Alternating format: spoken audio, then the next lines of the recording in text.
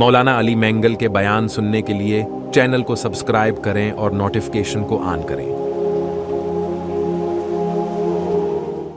الحمد للہ نحمده ونستعینه ونستغفره ونؤمن به ونتوکل علیہ ونعوذ باللہ من شرور انفسنا ومن سیئات اعمالنا من يهده الله فلا مضل له ومن يضلل فلا هادي له ونشهد أن لا إله إلا الله ونشهد أن محمدا عبده ورسوله أما بعد أعوذ بالله من الشيطان الرجيم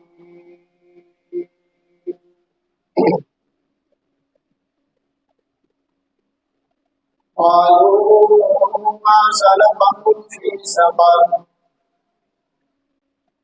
فلم نك من المصلين ولم نك نطعم المسكين وكنا نخوض مع الخائضين أو كما قال الله تبارك وتعالى في الكلام المجيد والفرقان الحميد وقال النبي صلى الله عليه وسلم الدنيا جيفة وتعرفها كلام أو كما قال عليه الصلاة والسلام صدق الله المولانا العظيم وصدق رسوله النبي الكريم ونحن على ذلك لمن الشاهدين والشاكرين فالحمد لله رب العالمين۔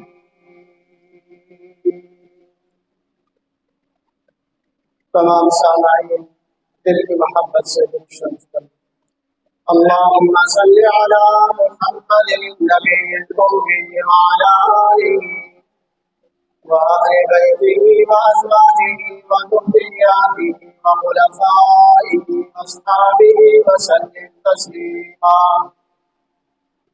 اللهم صل على محمد وآله وعترته بعدد كل معلوم لك۔ میرے محترم سامعین اور میرے عزیز دوستوں بزرگوں،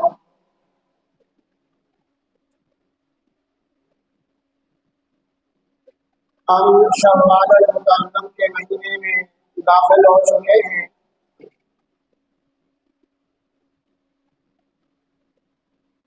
آپ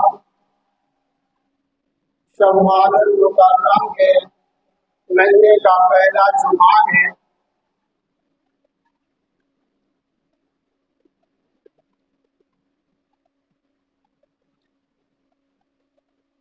اللہ تبارک و تعالی نے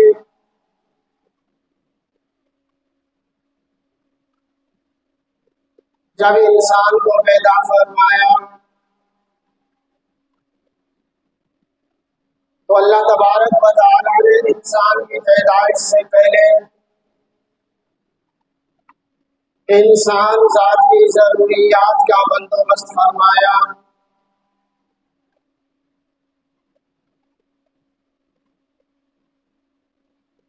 اور اللہ تبارک و تعالی نے یہ ساتوں آسمان، یہ ساتوں زمین، یہ چاند اور سورج، چاند کا روشن ہونا، سورج کے نکلنے سے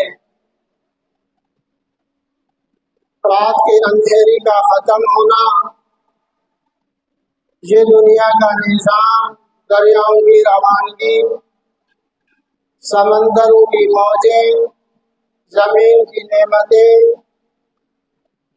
سمندروں کی نعمتیں، یہ ساری چیزیں اللہ تبارک و تعالی نے انسانوں کے لیے بنائی۔ مگر انسان کو بنایا تو فرمایا کہ انسان میرا خلیفہ ہے، میرا نائب ہے، انسان کو میں نے اپنی عبادت کے لیے پیدا کیا۔ انسانوں کی پیدائش پر انسانوں کی پیدائش پر فرشتوں نے اعتراض کیا، کیونکہ انسانوں کی پیدائش سے پہلے اللہ تبارک و تعالیٰ نے جنات کی تخلیق کی۔ جنات نے زمین پر فساد پھیلایا، تو ان کی فساد کو دیکھ کر اور انسان کی تخلیق کی اجزاء کو دیکھ کر، بناوٹ کو دیکھ کر فرشتوں نے اعتراض کیا تھا کہ یہ بھی دنیا میں جائیں گے، فساد کریں گے۔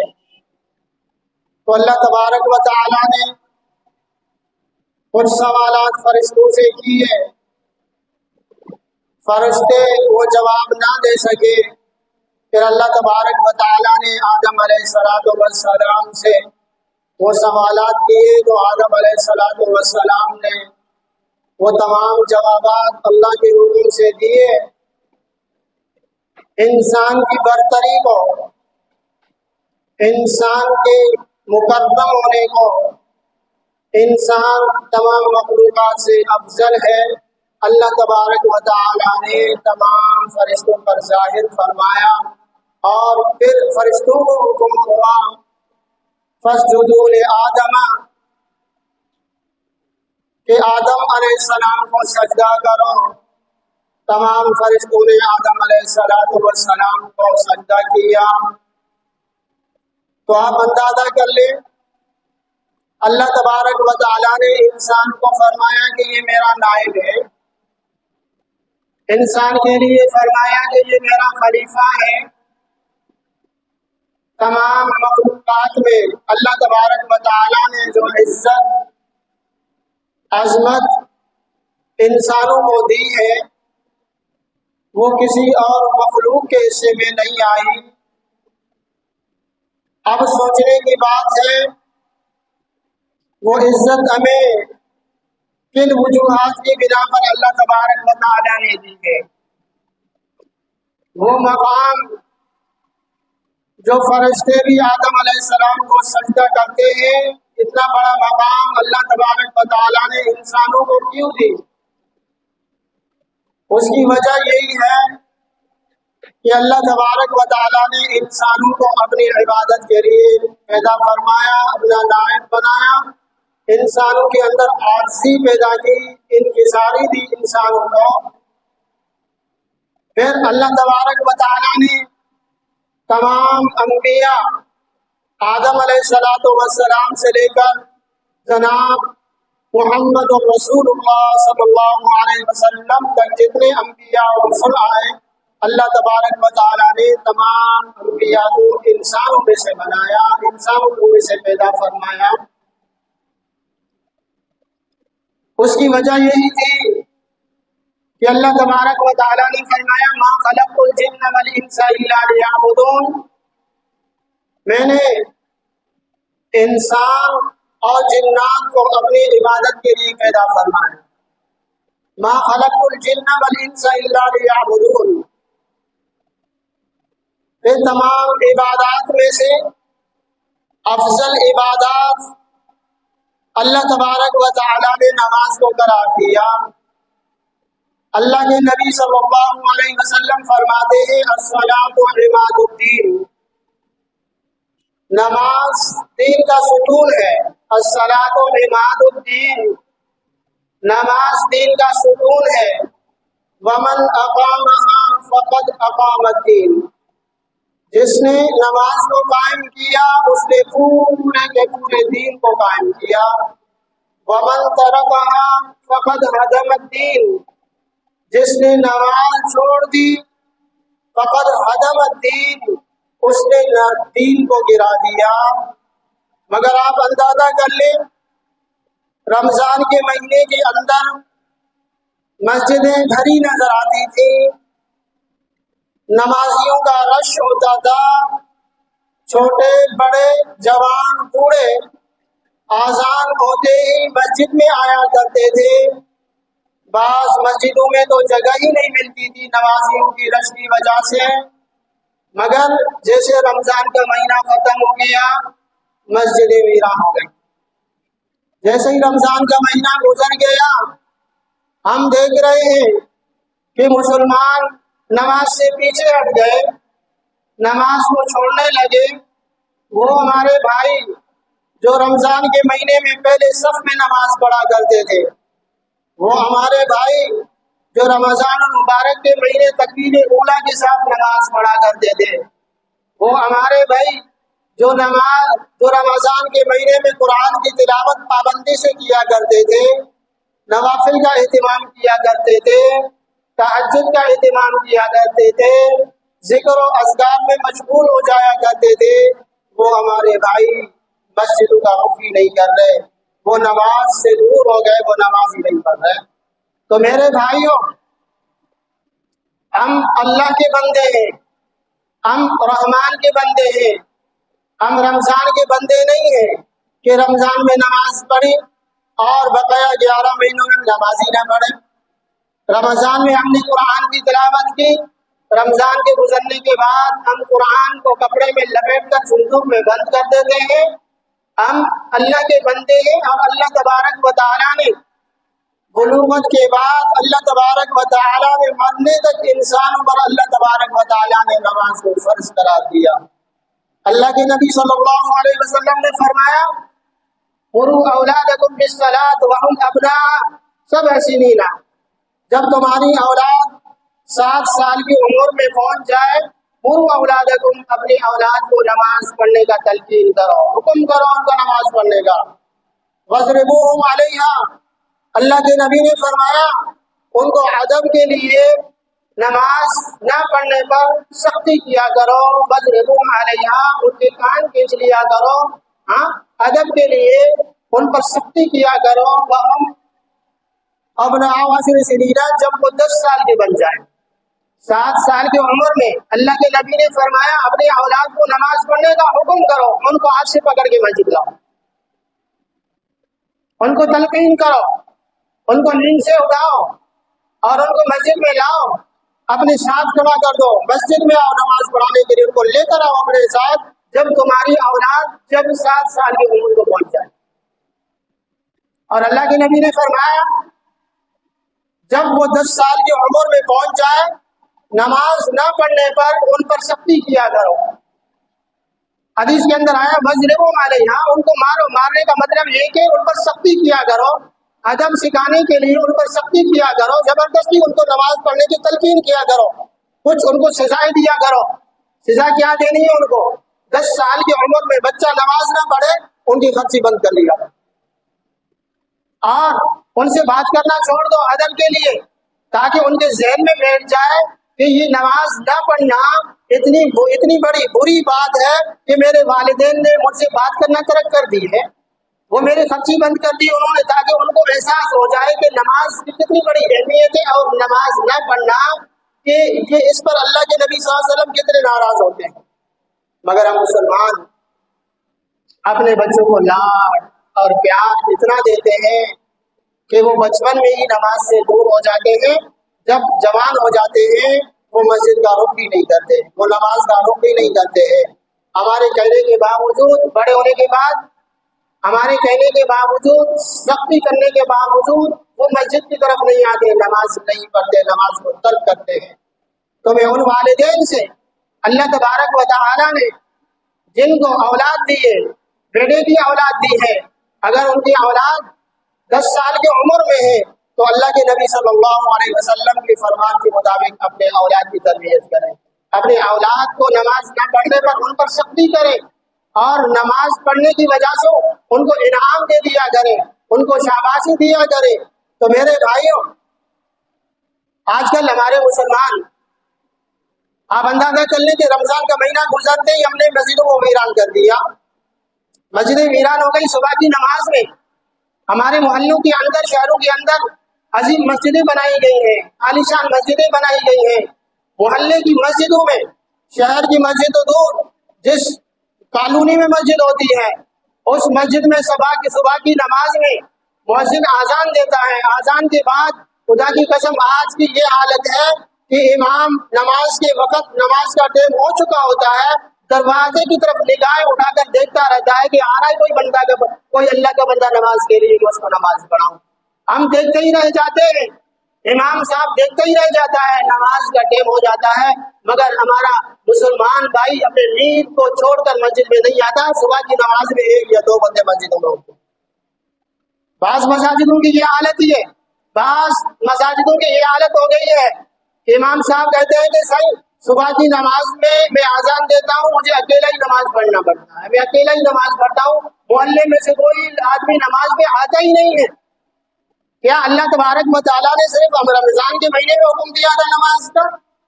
کیا اللہ تبارک و تعالیٰ نے یہ ہماری ذمہ داری صرف نماز کی صرف رمضان کے مہینے میں رکھ دی تھی کہ رمضان کے مہینے میں صرف نماز ہی پڑھنا ہے؟ آپ اندازہ کر لیں ہم کتنے غافل ہو گئے ہیں مسلمان۔ سورہ مدثر کے اندر 29واں پارہ ہے، اللہ تبارک و تعالیٰ نے وہاں جنتی اور جہنم میں پڑھنے والے لوگوں کا تذکرہ کیا ہے کہ وہ آپس میں باتیں کر رہے ہیں۔ جنتی اور جہنمی لوگ آپس میں باتیں کر رہے ہیں۔ لوگ جب جنت میں جائیں گے تو جنت میں جا کر دیکھیں گے بعض ہمارے وہ بھائی جو تو مسلمان تھے، ان کو بھی جنت میں ہونا چاہیے تھا، وہ جنت میں ہمیں نظر نہیں آ رہے ہیں۔ ہمارے وہ مسلمان بھائی جو ان کو جنت میں ہونا چاہیے تھا، وہ ہمارے ساتھ جنت میں ہوتے، وہ جنت میں نظر نہیں آ رہے ہیں۔ پھر اللہ تبارک و تعالی بیچ میں سے جنت اور جہنم کے بیچ میں جو پردہ ہے، اللہ تبارک و تعالی وہ پردہ ہٹائیں۔ جنتی اور جہنمی کے درمیان میں جو پردہ ہوگا، جو فاصلہ ہوگا، اللہ تبارک و تعالیٰ وہ فاصلے کو قریب کر دیں گے، پردے کو ہٹا دیں گے۔ وہ جنتی جو جنت میں ہوں گے ان لوگوں سے پوچھیں گے جن کو جنت میں ہونا چاہیے تھا مگر وہ جنت میں جہنم میں چل رہے ہوں گے، ما سلککم فی سقر، سوال کریں گے ما سلککم فی سقر، تم کس وجہ سے جہنم میں پڑے ہو، تمہارے جہنم میں آنے کی وجہ کیا ہے؟ تمہیں تو جنت میں ہونا چاہیے تھا، تم جہنم میں کیسے چل رہے ہو؟ جہنم میں کیوں چلے گئے ہو؟ ما سلککم فی سقر، کیا کہیں گے؟ قالوا لم نک من المصلین، ہم بے نمازی تھے۔ کیا کہیں گے؟ لم نک من المصلین۔ 29واں پارہ سورہ مدثر کے اندر یہ بات ہے۔ اللہ تبارک و تعالیٰ نے جنتی اور جہنمیوں کا تذکرہ کیا، ان کی کچہری کو اللہ تبارک و تعالیٰ نے، ان کی آپس کی گفتگو کو کہ اللہ تبارک و تعالیٰ نے قرآن کا حصہ بنایا۔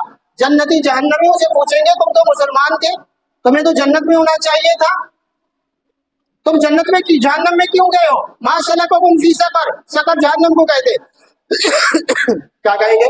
لم نک من المصلین، ایک جواب دے دیں گے، لم نک من المصلین، ہم نماز نہیں پڑھتے تھے، ہم بے نمازی تھے، نماز نہ پڑھنے کی وجہ سے ہم جہنم میں جل رہے ہیں۔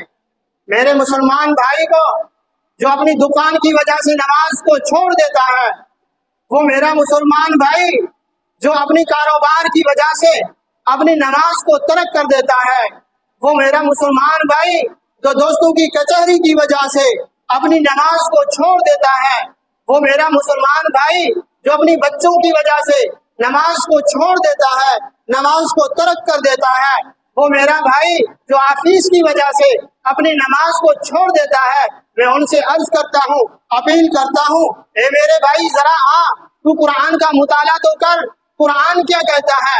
قرآن کے اندر ان لوگوں کے لیے اللہ پاک نے عذاب کیا مسلط کیا ہوا ہے، اللہ تبارک و تعالیٰ نے ان کو سزا کیا دی ہوئی ہے کہ وہ نماز نہیں پڑھتے۔ جہنمیوں سے پوچھتے ہیں جنتی، ما سلککم فی سقر، تم نمازی تھے، تم تو مسلمان تھے، تم جہنم میں کیوں چل رہے ہو؟ تم تو کلمہ پڑھتے تھے، تم جہنم میں کیوں چل رہے ہو؟ تو وہ چیخ چلا کر کہیں گے لم نک من المصلین، ہم کلمہ تو پڑھتے تھے، کلمہ پڑھنے کے باوجود ہم نماز نہیں پڑھتے تھے، نماز کو ترک کر دیتے، نماز کو قضا کر دیتے تھے، نماز نہ پڑھنے کی وجہ سے آج اللہ تبارک و تعالیٰ نے ہمیں جہنم میں ڈال دیا ہے۔ ہمیں احساس ہی نہیں ہوتا، آزانیں ہو رہی ہوتی ہے، میرا مسلمان بھائی دکان کو چھوڑنے کے لیے تیار نہیں ہے، نماز ہو رہی ہوتی ہے، آنکھوں سے دیکھ رہے ہوتے ہیں، مگر میرا بھائی اپنی دکان کی کرسی کو چھوڑ کر مسجد میں نہیں آ سکتا۔ آخر ان کا ایمان کیوں کمزور ہو گیا؟ مگر وہی نمازی رمضان میں تو نمازی تھے، رمضان گزرنے کے بعد وہ مسجدوں کا رخ نہیں کرتے۔ کیا اللہ نے صرف ہمیں رمضان میں نماز پڑھنے کا حکم دیا؟ آج ہم نے بازاروں کو تو آباد کیا ہوا ہے، مگر مسجدیں ویران ہو گئی ہیں۔ اللہ کے نبی صلی اللہ علیہ وسلم فرماتے ہیں پوری زمین میں اگر اللہ کی محبوب جگہیں احب البلاد الی اللہ مساجدها، اگر پوری زمین میں محبوب جگہ اللہ کو ہے تو وہ محبوب جگہ صرف مساجد ہیں۔ احب البلاد الی اللہ مساجدها، مسجدیں اللہ کی محبوب جگہ ہیں، محبوب جگہ ہیں۔ مسجدیں ویران ہو گئی ہیں۔ ہاں، ہم نے دوستوں کی کچہری کو آباد کیا، دکانوں کو آباد کیا، بازاریں آباد ہو گئی ہیں، مگر مسجدیں ویران۔ رمضان گزرنے کے بعد فجر کی نماز میں ہمیں نمازی نظر نہیں آتے، فجر کی نماز میں لوگ نظر نہیں آتے، امام کئی مسجدوں میں اکیلے نماز پڑھ رہے ہوتے ہیں۔ اللہ کو کیا جواب دیں؟ اللہ کے حبیب صلی اللہ علیہ وسلم کو کیا جواب دیں گے؟ لم نکن من المصلین، وہ جہنمی پہلا جواب دیں گے لم نکن من المصلین، ہم بے نمازی تھے۔ ہاں، اور دوسرا جواب دیں گے لم نکن نطعم المسکین ولم نکن نطعم المسکین، ہم مسکینوں کو کھانا نہیں کھلایا کرتے تھے۔ ہاں، ہم مسکینوں کو کھانا نہیں کھلایا کرتے تھے۔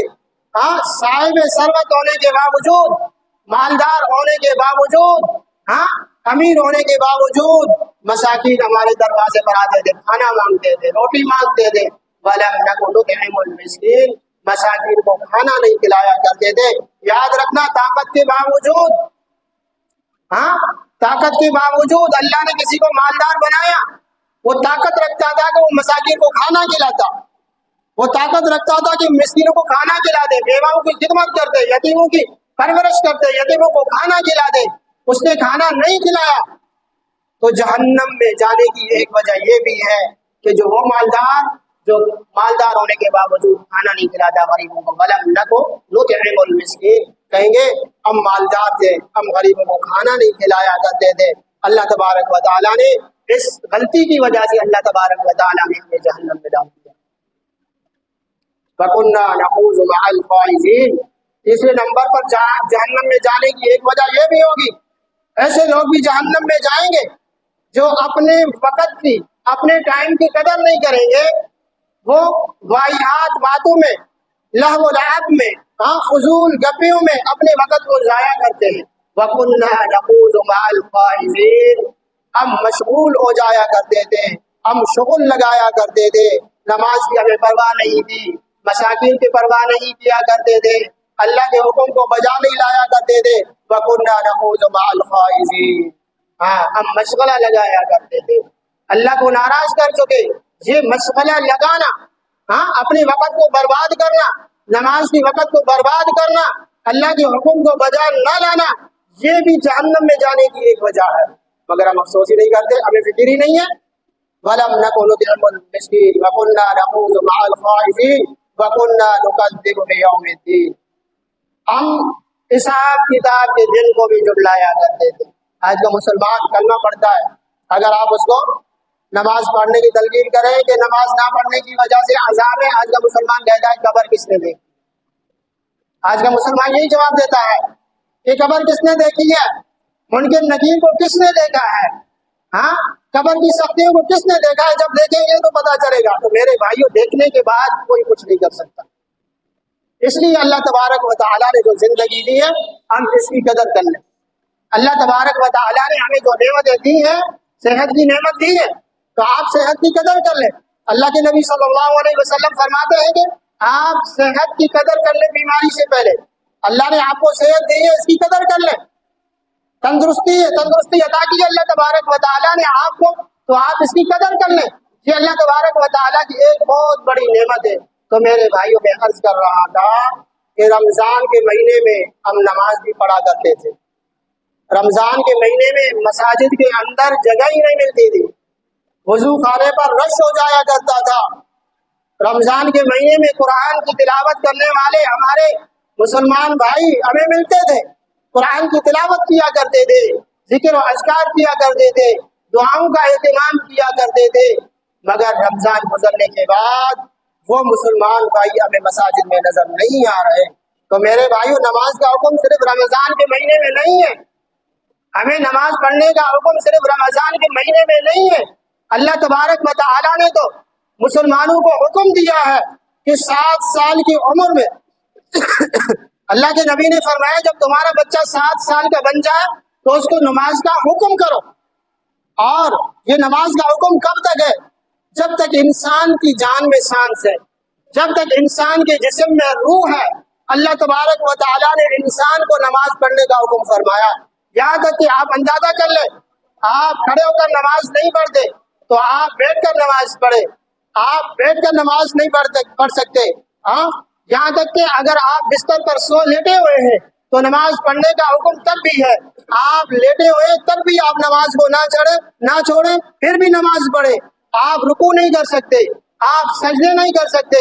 अल्लाह के नबी ने फरमाया, आप इशारों के साथ भी नमाज पढ़े, हाथों के इशारों के साथ भी आप नमाज पढ़े, नमाज छोड़ने का कतई इजाजत नहीं है। आप अंदाजा कर लें, अल्लाह के नबी सल्लल्लाहु अलैहि वसल्लम ने सहाबे किराम से क्या फरमाया कि मेरा जी करता है अपने मुसल्ले पर किसी और को खड़ा कर दूं और नौजवानों से कहूं लकड़ियां जमा करो जंगल से, जाके उनके घरों को जला दूं। अल्लाह के नबी क्या फरमाया, जाके उनके घरों को आग लगा दूं जो बगैर किसी उज़्र के घरों में नमाज पढ़ते, उनके घरों को जाके जला दूं। मगर हमारे मुसलमान भाई सेहत के बावजूद बगैर किसी उज़्र के नमाज को छोड़ देते। अल्लाह के नबी ने फरमाया, जो नमाज जमात को छोड़ रहा है बगैर उज़्र, जो जमात के साथ नमाज नहीं पढ़ता, मस्जिद में नहीं आता, अल्लाह के नबी ने फरमाया कि जाके उनके घरों को जला दो।